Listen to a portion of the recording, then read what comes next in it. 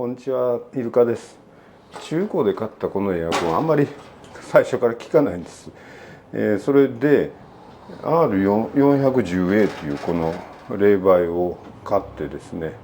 補充したらちゃんと効くようになりました。猛暑日、今日も暑い35度の猛暑日なんですけども、猛暑日限定でしかできない方法なんですが、素人の私もできましたんで、簡単な方法です。道具も、このホースとですね、それからバルブ、それからこれはエコチェッカーという電力計、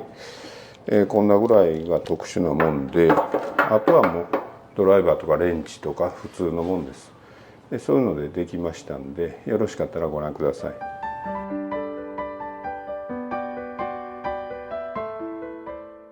まずどういうエアコンかということですけど、このエアコン、この間掃除動画撮ったエアコンです。パナソニックの CS222CFR で、6年ほど前のものなんですが、ヤフオクで冷媒保証なしで4年ほど前に仕入れたものです。それで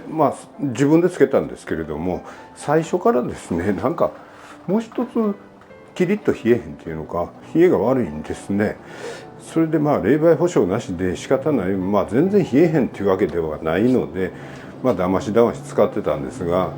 これもともと冷媒が足らへんのちゃうかな思って、もう冷媒のボンベ買うて足したらちゃんと冷えるようになりました。実際こういうふうに中古のエアコンみたいにですね、キリッと冷えへんっていうか中途半端に冷媒が入ってるようなエアコンというのは結構あるんと違うんですかね。そういうエアコンをお持ちの方は冷媒足したらちゃんと治るんで、参考にしてもらえるとは思うんですけれども、前置きが長なって申し訳ないんですが、このやり方っていうのは冒険と言ったら大げさですけれども、邪道中の邪道でですね、誰もやってないと思います。そうやけど実際私このやり方で何台かですね、まだ2台目ですけども R410A の冷媒を継ぎ足してうまくいってますんで、勘と度胸だけでやってるわけじゃなくて、根拠も再現性もあると思ってます。私は真面目に考えてやってるんで、騙しもやらせも一切ありません。でたらめやと思わはる人もいはるかもしれへんし、そういうコメントもいただくとは思うんですけれども、真面目に書いていただいたんであれば、私は反対意見も排除したりせずに全部残しますし、削除とかしません。全部残します。ただし私はコメント全部歓迎はしますが、これは違うと思うことには反論しますので、それはご了承ください。この動画をご覧になる方はお手数ですけども、そういうコメントとか返信にできるだけ目を通していただいて、肯定否定どちらの意見もご覧いただいた上で、ご自身で良し悪しを判断していただければと思います。それと私自身ちゃんと再現性あると思って動画にしてるんですけれども、視聴者の皆さんやってみはってうまくいかない場合、ご質問いただければできるだけお答えはしますけれども、最終的には申し訳ないですけれども、いつものことなんですが、自己責任ということでお願いします。私はもうこれパナソニックのやつと、あとダイキンのやつですね、2台はうまくいってます。前置きやらうんちくが長くなりまして申し訳ないんですけれども、目次リンクがありますんで、お時間ない方はそちらご活用ください。まずどういうエアコンを対象にしているかということなんですけれども、それは中古品とか、それから移設の時の不手際ですね、そういうので、配管はまともなんですけれども、初めからなんかエアコンの冷媒が足りてなくて、もう一つ効きが悪いような、そういうエアコンを対象にしてます。徐々に冷媒がもう漏れてきて足らんようになったエアコンは、それは配管の大抵フレア接続がダメになっているんで、まずポンプダウンして中空にしてですね、そして配管の終了先しないといけません。そのやり方はこの動画では長くなるのでやりませんが、以前アップした右上のカードの動画でフレアの切り直しやら真空引きやらやってます。そういうふうに修理した上でこれからやる冷媒の追加補充をするということになります。この動画ではあくまでも最初から配管には問題ないという形でいきなり追加していきます。前に上げてた動画がそうなんですけれども、冷媒がもう全部完全に抜けてたら、それはそれでたちがいいんですね。冷凍サイクルもう全体を真空引きして、で冷媒を規定量ですね、規定量もちゃんと室外機の横に書いてあるんで、それ見て測りで測って規定量を入れたらいいんです。だけどこれみたいにですね、中途半端に冷媒が抜けてるとどんだけ減ってんのか分からへんし、どんだけ入れたらいいか分からないんですね。そういう場合の教科書通りのやり方は、とりあえず減ってる冷媒を全部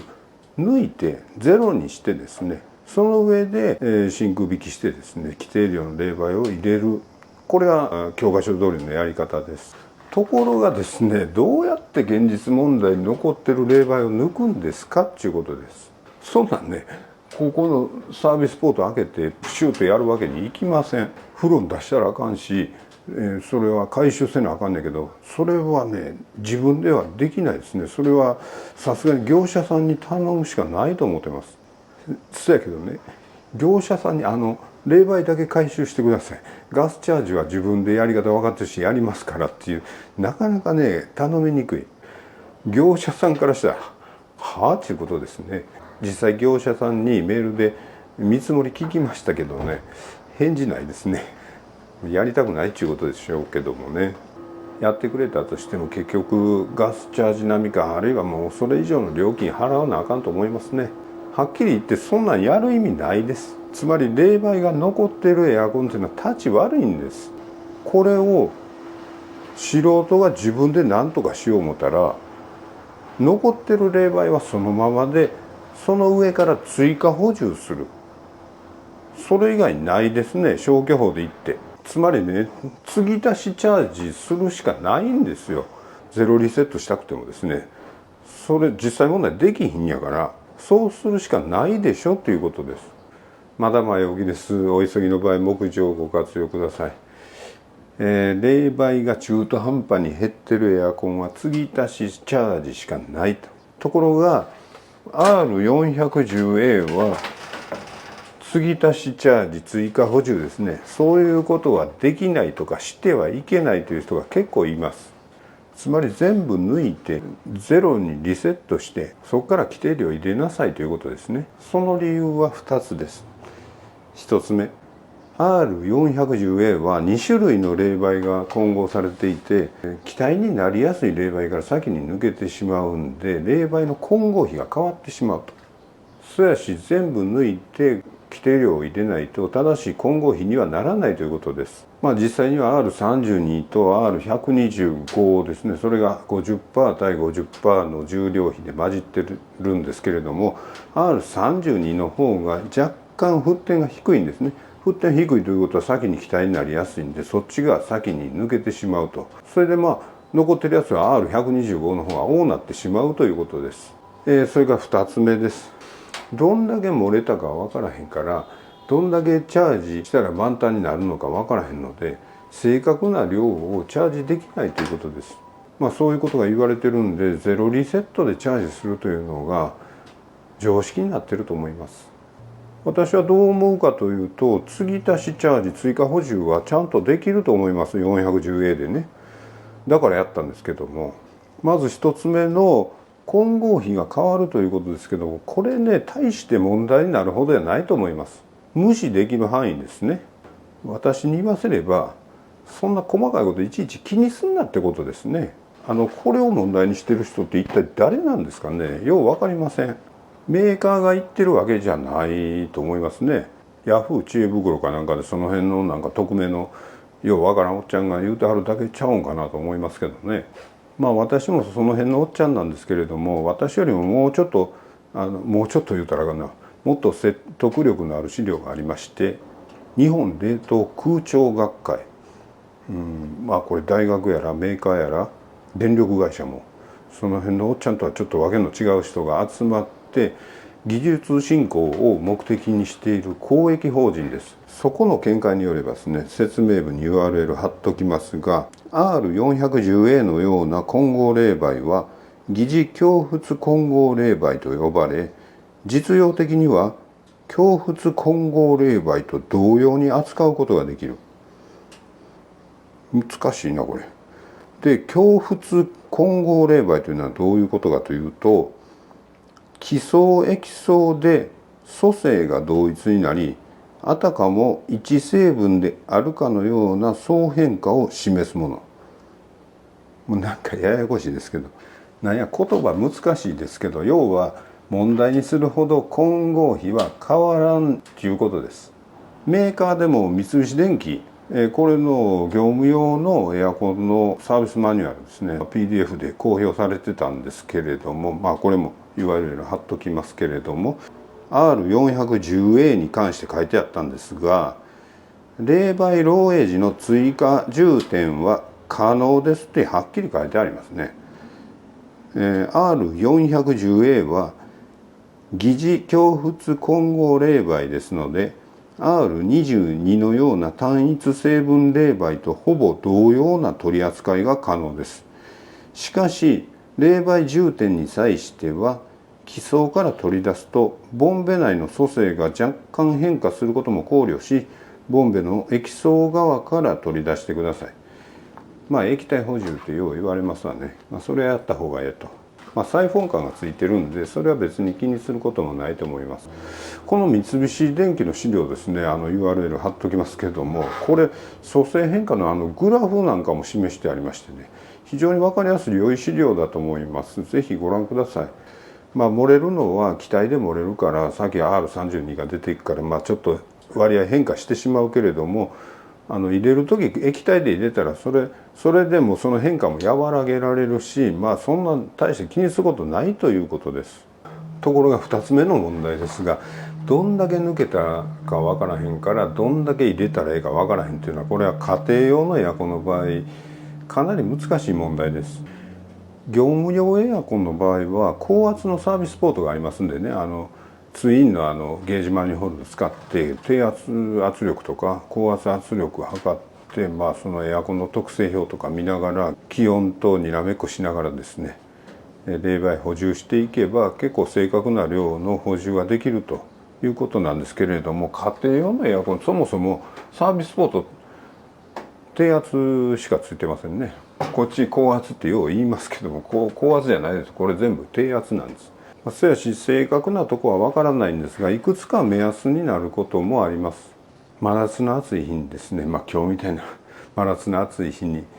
風量は最大、設定温度最低16度とか、そういう一番極端に低い温度にして、まず一つ目、室内機の吸い込みの温度と吐き出しの温度ですね、その差が10度ぐらいあると。それがまず一つ目。2つ目は室内機のアルミフィンがある熱交換器の結露がまんべんなく広がる、まんべんなく冷えるということですね。このくらい追加チャージすればええんちゃうかということですね。しかしこの方法は熟練したプロの人がやるならまだしも、素人がやるのちょっと難しいですね。リスクがあると思いますね。どんなリスクかというと、過充填、入れすぎ、オーバーチャージということですね。これが全くダメで良いことが一つもないと。冷えは悪なるし、燃費も悪なると。これよっぽど容器入れた場合ですけども、液圧縮いうて、コンプレッサーの中に冷媒が液体の状態で圧縮されて、コンプレッサーの弁が壊れたりすることもあると。それはよっぽどですけどね。冷媒というのは規定量の8割ぐらいでもですね、ちょっと足らへんぐらいでも全然問題なく効くんですけれども、入れすぎたらこれはもう全然アウトなんです。そうやし控えめに入れるのがコツなんですけども、もともとちょっと足らんかったわけで、ちょっと余計めに入れてしまいがちなのが人情ですね。それが素人が陥りやすい失敗やと思います。その失敗リスクをできるだけ下げることができるのがこの電力計やと思っています。これ1000円ぐらいのもんです。エコチェッカーとか言うて、いろんなもん出てますけれども、これはも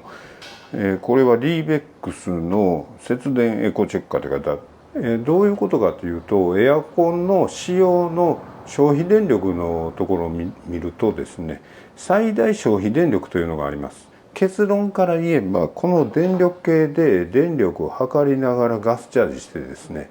最大消費電力のちょっと手前ぐらいでガスチャージやめたらええということです。ガス足らんうちはね、カタログの最大消費電力まではいきません。消費電力もっと小さいです。逆に入れすぎたらですね、コンプレッサーの負担が大きくなって最大消費電力超えてしまうと、そこまでいかない、ちょっと手前ぐらいでやめるということですね。エアコンのカタログの消費電力の欄を見ると、これパナソニックの CS222CFR ですけれども、それ見たらですね、570カッコ130から720カッコ閉じワットって書いてあるんですね。この720というのが最大消費電力なんですけれども、もちろん温度設定最低にして風量を最大にすると。それだけじゃなくてですね、実は気温にも非常に大きく左右されるんです。それでどういう運転の仕方でどういう環境でですね、このエアコンを作ったらこの最大消費電力になるのかということを各エアコンメーカー9社ですけどもメールで問い合わせをしました。それで分かったのは日本産業規格JISですね。それで測定条件が各メーカー共通に決められているんです。ダイキンの方はですね、わざわざうちに電話かけてきていただいて丁寧に説明してくださいました。それによればですね、JIS の能力測定条件というのがありまして、外気温度は35度、室内環境温度27度、湿気温度19度。これね、室内の気温が27度で湿度が 30% ということです。それから配管長が5メートル、高低差は0メートル。そういう条件です。できるだけこの条件に近い形で、運転をしてですね、風量を最大、設定温度最低にして、電力を測ればよいということです。この条件の中で一番シビアに効いてくるのが室外機の温度、外気温ですね。外気温35度というのは、これはちょうどそういう温度の時に測定しないとうまく測れないと思います。ちょっと低いとね、消費電力落ちてしまいますんで、できるだけ35度の時に測ると。それと室外機にこれ直射日光とか当たると、それだけでだいぶ消費電力増えますんで、それは当たらんようにしないといけません。後の条件なんですけれども、室内気温は高いほど、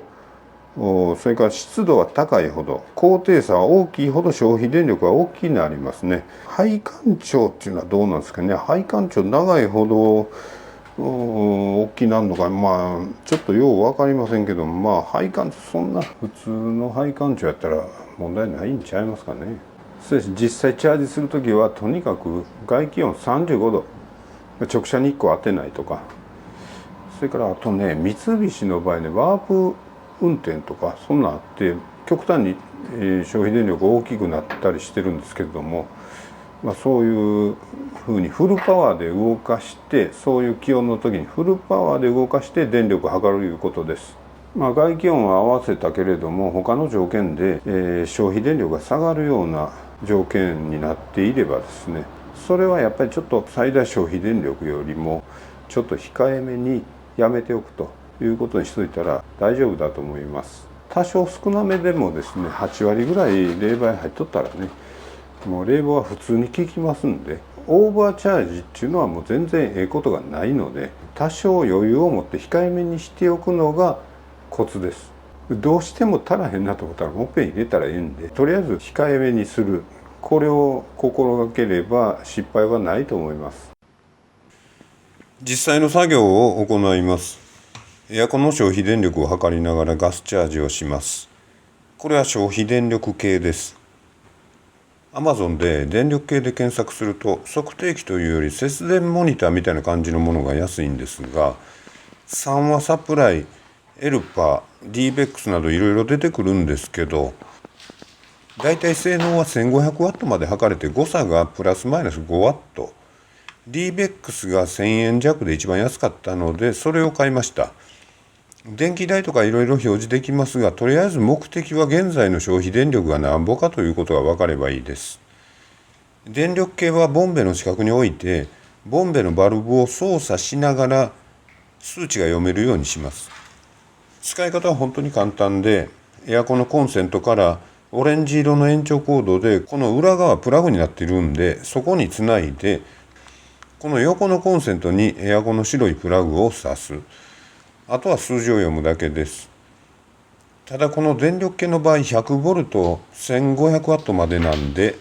だいたい36型ぐらいまででしょうか。そのエアコンでないと無理です。40型以上で 200V のやつとかはまた別の電流系などでやる必要があります。リモコンでエアコンを動かします。設定温度は最低の16度、風量は最大にします。室外機のあたりの気温は35度です。室内の気温は30度、湿度は 40%、高低差なしです。電力を見てみます。徐々に上がっていきますが、360W ぐらいでもうそれ以上あまり上がりません。最大消費電力は 720W なんで、消費電力が半分くらいになってます。冷媒が半分くらいなんかどうかはちょっと分かりませんが、とにかく消費電力半分くらいです。室内機の吸い込み温度は30度です。吐き出し温度は25度くらいです。あんまり冷えてませんね。カバーを外します。プラスドライバーでネジ1本緩めて下にずらせば外れます。ホースにチャージバルブ、コントロールバルブとも言いますが、これをつないで反対側はボンベにつなぎます。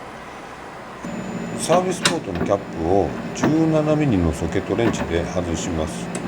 こういう作業では絶対に配管を外してはいけないので、スパナやモンキーは使わずにソケットレンチやメガネを使います。ポークダウンの動画のコメントで教えていただいた良い方法だと思います。ちょっと10秒。チャージバルブをサービスポートにつなぐ前にプシュッと少し冷媒を出してホース内のエアパージをします。ホース内の空気を冷媒で押し出すということです。言うまでもないですが、フロンを乱れに放出していません。配管内の空気を追い出したということです。最低設定温度、最大風量で運転を始めています。別カメラで電力計を撮影して左のワイプに表示しています。実際にボンベのバルブ操作をしながら数字が読めるところに置いています。最大消費電力の半分くらいでこれ以上上がらないようです。上の送り側バルブ周辺に霜がつき始めています。よう冷えとるな思ったらこれは大間違いです。これは冷媒が足りない時の典型的な症状です。